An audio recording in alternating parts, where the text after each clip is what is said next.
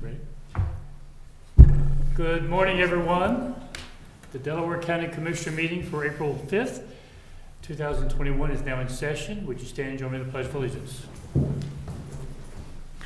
I pledge allegiance to the flag of the United States of America and to the republic for which it stands, one nation, under God, indivisible, with liberty and justice for all.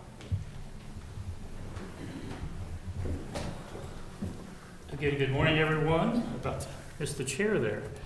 I know you guys have been concerned if I did, wouldn't you? Laugh over there. We had the EMS. I'd like to make an introduction. First of all, I hope everyone had a very happy Easter over the weekend. It's one of our important holidays, and I hope everyone had a lot of time with their family, and of course, the opportunity to go to church. With that, I'd like to make introductions. To my left is Vice President Commissioner Barb Lewis. To her left and my left is Commissioner Benton, and Mike Cromer, the Administrator. And our two clerks today, Jennifer and Sarah, and Jennifer is in charge, as she always is. Thank you. Resolution number 21-267, in the matter of approving an electronic record of proceedings from regular meeting held April 1st, 2021. So moved. Second. Motion made and seconded. Discussion. Vote. Vote on motion 21-267. Mrs. Lewis? Aye. Mr. Merrill? Aye. Mr. Benton? Aye. Resolution number 21-268, in the matter of approving purchase orders and now certificates and payments of warrants in batch number CM APR 0402 and memo transfers in batch number MT APR 0402. So moved. Second. Motion made and seconded. Discussion. Vote. Vote on motion 21-268. Mr. Merrill? Aye. Mrs. Lewis? Aye. Mr. Benton? Aye. Resolution number 21-269, in the matter of approving addendum number 6 to the lease agreement between the Delaware County Board of Commissioners and the Ohio Department of Public Safety Bureau of Motor Vehicles for the Frank B. Willis Building, Delaware License Agency. So moved. Second. Motion made and seconded. Discussion. Good morning, John Melvin, Director of Facilities. I had sent you follow-up information from our previous session. Reassurance from the deputy register up there that their intention is to get people out of the hallway and not have them waiting in there and to do more efficient queuing. I know she had also mentioned the state is working on their queuing system as well. They have an update scheduled for mid-April. Hopefully help speed things up there along. So if you have any further questions, I'd be happy to answer. I just want to thank you for looking into it. And for the record, I'm not going to read the email, but March 31st, 2021, in the morning, you sent an email to the three of us and basically giving us assurances that it would go away. Mm-hmm. I assume when we open up from COVID, is that the plan? If not, hopefully they can alleviate it before then, but absolutely when they get rid of the restrictions of the limited number of people in their lobby, we'll. And I don't think the answer will be people going to their cars, because a lot of people aren't going to go out to their cars. So, They're trying that currently, so. but we can't have the hallway as. Yep. And actually, I know the president of our contracted security company also had conversations with her as well. Kind of got the same information, based on our security concerns and, egress concerns, the hallway being cluttered, not cluttered, but overpopulated. And could you just give us an update when this has all been addressed? Absolutely. Appreciate that. Any other questions or comments? I was going to just mention that the long-term solution for this is online renewal, and apparently that's in the pipeline to be introduced next year. Yeah, for driver's license renewals driver's online. license. So I know the online, I actually just did the online plate renewal. I had an expired tag, and even with the expired tag, I was able to renew it online. No fuss. Yeah. From the perspective of the lessee, I don't know if that's good or bad for them, because they may not get the Yeah. revenue, so I'm not The sure how they customers use are it. going to like it. Yeah, because they are, the deputy registrar is a contracted, not employee, but contracted service for the Bureau of Motor Vehicles. So, yeah, it would impact their revenue. Okay, any other questions or comments? Again, thank you for your follow-up, John, appreciate it very much. A vote? Vote on motion 21-269. Mrs. Lewis? Aye. Mr. Benton? Aye. Mr. Merrill? Aye. Resolution number 21-270, in the matter of approving addendum number 7 to the lease agreement between the Delaware County Board of Commissioners and the Ohio Department of Public Safety, Ohio Bureau of Motor Vehicles for the Frank B. Willis Building, Delaware Drive-In Exam Station. So moved. Second. Motion made and seconded, discussion. No further comment. This is continuing at the same rate as previously, based on the increase we had at the last renewal 2 years ago, so. And just for the record, we have not had the issues of people in the hallway from this No, part of it, just so we're, yeah, to make that separation understood. and absolutely, they definitely have a lot more limited lobby area to keep spacing, so once that spacing restrictions, they'll be able to have people in their lobby. Other questions or comments? Vote. Vote on motion 21-270. Mr. Benton? Aye. Mrs. Lewis? Aye. Mr. Merrill? Aye. Resolution number 21-271, in the matter of reappointing members to the Evans Farm New Community Authority Board of Trustees. So moved. Second. Motion made and seconded, discussion. Good morning, Commissioners. Jane Hawes, Director of Communications. We have before you a resolution reappointing John Kirksey and Rob Riley to the Evans Farm New Community Authority. Both have expressed an interest in being reappointed, and we recommend their approval. Questions or comments? Just like to thank them both for their work on this project. It's a very important initiative for the county and that area of the county. So again, appreciate the dedication to the new community authority. Any other comments? Vote. Vote on motion 21-271. Mrs. Lewis? Aye. Mr. Merrill? Aye. Mr. Benton? Aye.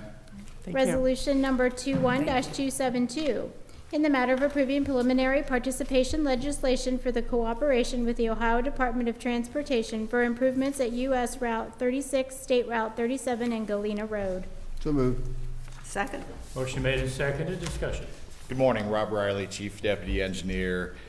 This resolution involves a project that we've been working with ODOT for some time on, the intersection of Route 36, 37 at Galena Road. Currently a signalized intersection with no turn lanes. ODOT is proposing to add turn lanes in each direction, so there'd be left turn lanes on US 36. And then a while back, ODOT approached us about our interest in adding the turn lanes on Galena Road. And so basically what this agreement spells out is that we, the county, are paying for the, initially for the right-of-way construction, excuse me, the right-of-way acquisition this year, and then next year the construction of those turn lanes. ODOT will pay for the work on US 36, 37, including the new traffic signal. Does this involve taking buildings? That's a tight intersection. My understanding, the building at the corner would be involved, and one of the necessary parcels need to be taken. The I'd have to look and see exactly what the extent of the work on the west side, the northwest corner. I don't believe there's anything significant on the south side, but the northwest corner, there may be some additional parcels involved. Why are we paying ODOT? Well, so basically the discussion a while back was ODOT said, look, we can do the turn lanes on US 36, 37, but not Galena Road. We basically said, look, I think it makes sense to go ahead and add Galena Road to this project while you're tearing up the intersection. That was not something that their safety program would fund because in essence, there's not necessarily a safety problem associated with the Galena Road approaches. There is a safety problem associated with the 36 approaches. There's quite a few rear end crashes because you get the one car that wants to turn left and then trucks, cars come and hit them from behind, and as well as some angle crashes. So that would all be corrected by the turn lanes. This is kind of one of those things we felt like was the right time to do. So ODOT will do the construction, manage the project, et cetera. That's correct. Okay. Yeah. Okay. I'm not an engineer, but it seems like the real issues on 36, 37, that's where the high-speed traffic is. And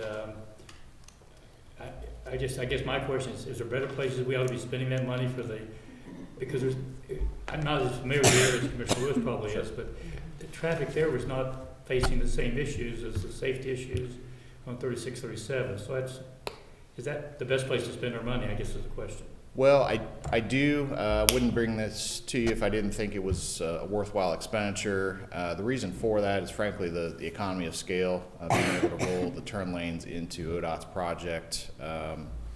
You're correct, Commissioner, that the primary safety concern is on 36, 37. That's where the majority of the crashes are occurring now. I will say with the anticipated growth in the North Star area, we will see quite a bit more traffic at this intersection over the next, I'd say 5 to 10 years as that area develops out. This intersection years ago, when the traffic study for North Star was developed, this was one of the identified intersections at that time that would need to be upgraded, and that was 15 years ago.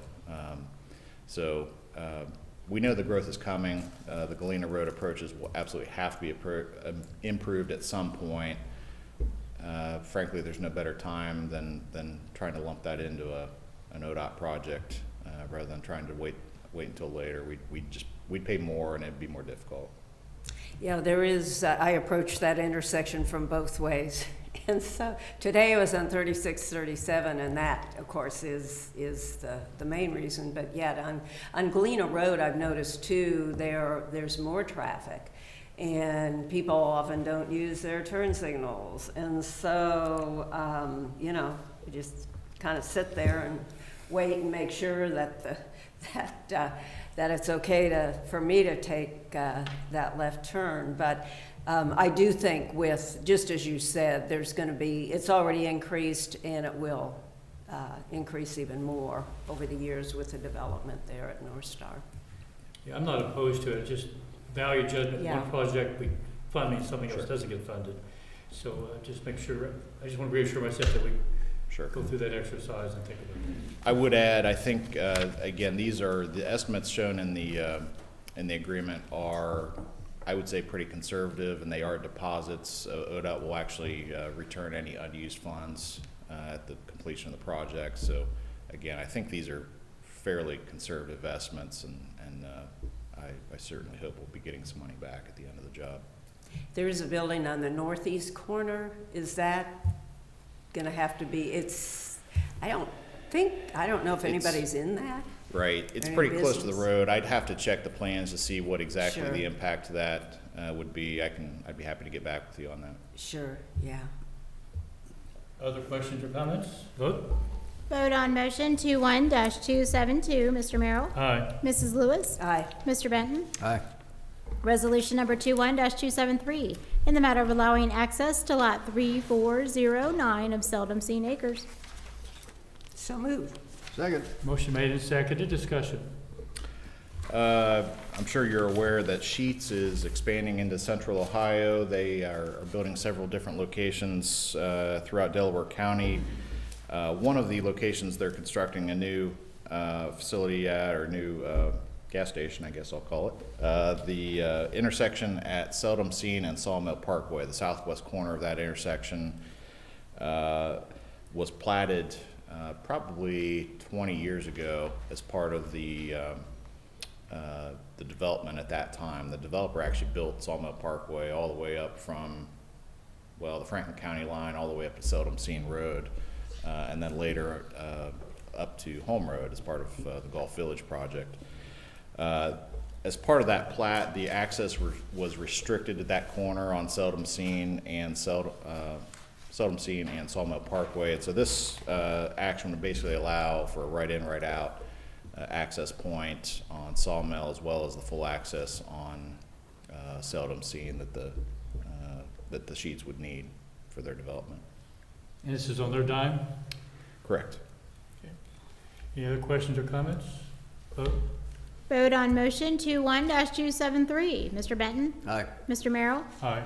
Mrs. Lewis? Aye. Resolution number 21-274, in the matter of approving amendment number 1 to the right-of-way acquisition service agreement with O.R. Colin Associates LLC. So moved. Second. Motion made and seconded. Discussion. As our consultant got into the appraisals for the parcels on Lyra Drive at Powell Road, they noted that two of their estimates were, we scoped the right-of-way consultant for various different levels of appraisals, and it turns out two of the appraisals will be a little higher order appraisals than were estimated, and so this modification will allow that higher format of appraisal. Again, just to remind you, all of these costs will get reimbursed by the City of Columbus. Yeah, that was going to be my question, just to restate what I thought I knew. Yep. Okay. What's the timeline on this project now? The appraisers are working on the appraisals right now. I would hope we can make offers to the affected property owners here probably in the next month or two. And then just depends on how quickly the negotiations go with the owners. But my understanding is Columbus and NP Limited are looking to get a construction contract in place this summer. Maybe start construction this fall. I haven't really, I don't want to speak out of turn because I haven't checked with the City of Columbus on what their schedule is, but I can certainly get back with you on that. Questions or comments? Vote. Vote on motion 21-274. Mrs. Lewis? Aye. Mr. Benton? Aye. Mr. Merrill? Aye. Resolution number 21-275, in the matter of awarding the bids for asphalt material to be used by the county engineer during 2021. So moved. Second. Motion made and seconded. Discussion.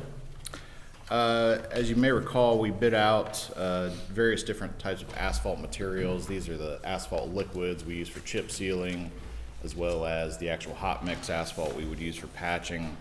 These are the materials our own crews would use throughout the year, not our overall resurfacing project. And so we are recommending that non-exclusive awards be made to all of the responsive bidders. I did look at the bid tabulation compared to last year. The prices varied anywhere from no increase up to about a 10% increase for certain materials, but for the majority of the materials that we use routinely, the increase is probably on the order of about 2 to 3%. So pretty much in line with what I would have expected, and we'd like to go ahead and make this award. Questions or comments? Vote. Vote on motion 21-275. Mr. Benton? Aye. Mrs. Lewis? Aye. Mr. Merrill? Aye. Resolution number 21-276, in the matter of approving right-of-way work permit summary sheet. So moved. Second? Motion made and seconded. Discussion. These are all routine utility installation permits, and we're recommending your approval. Questions or comments? Just a question. On County Line Road, do you know where that would be, Rob? The water line? Let's see. I do not know, but I'd be happy to check on Okay. that. Oh, that's great. Yeah. I take that as the County Line Road between Franklin and Delaware. Then Probably so. Okay. Yep. Alrighty. Thank you. Any other questions or comments? Vote. Vote on motion 21-276. Mr. Merrill? Aye. Mr. Benton? Aye. Mrs. Lewis? Aye. Resolution number 21-277, in the matter of approving an owner's agreement for Evans Farm, Section 3.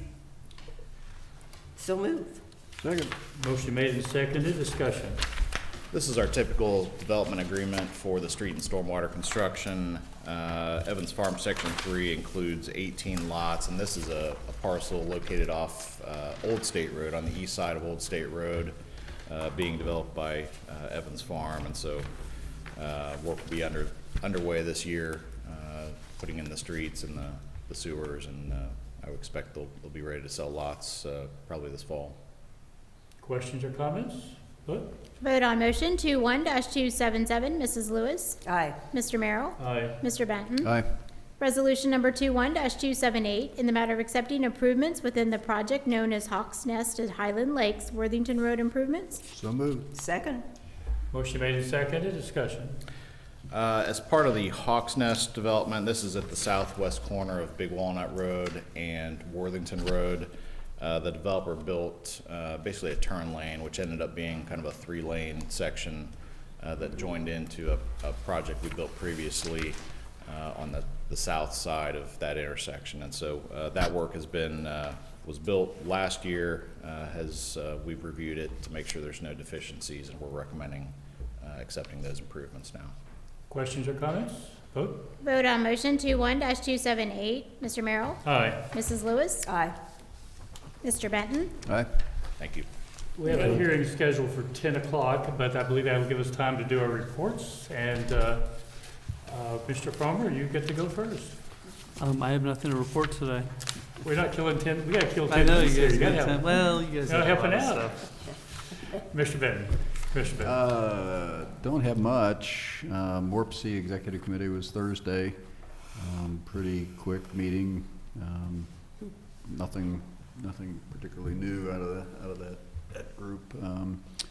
And then most important of all is the Masters starts Thursday, so everybody be sure to set their DVRs or do the cloud DVR, however you're doing it, right, Sarah?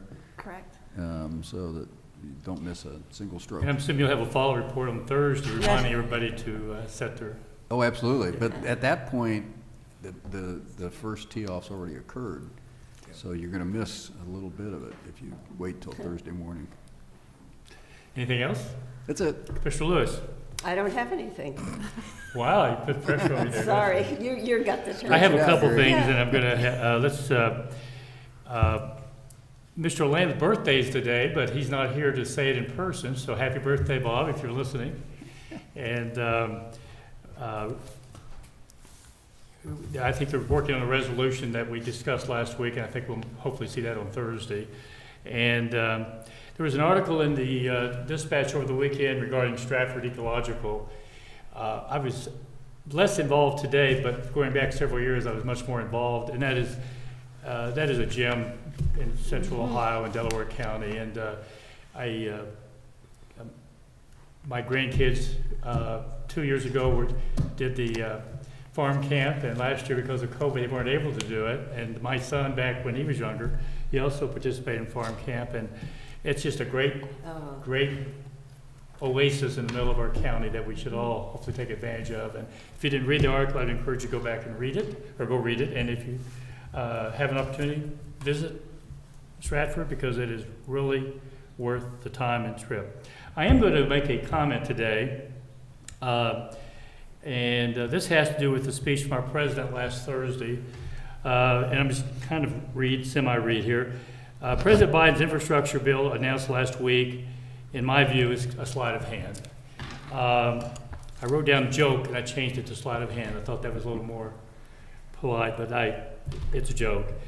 It's wrapped in a box with a puppy inside and wrapped in Christmas paper, tied with a bow. And it's called something it isn't, to give us the impression it is an infrastructure bill. Maybe, by definition, maybe a third of it has to do with infrastructure. The rest of it has to do with, much like the COVID bill, things that have completely unrelated infrastructure, as 90% of the stimulus bill was unrelated to COVID.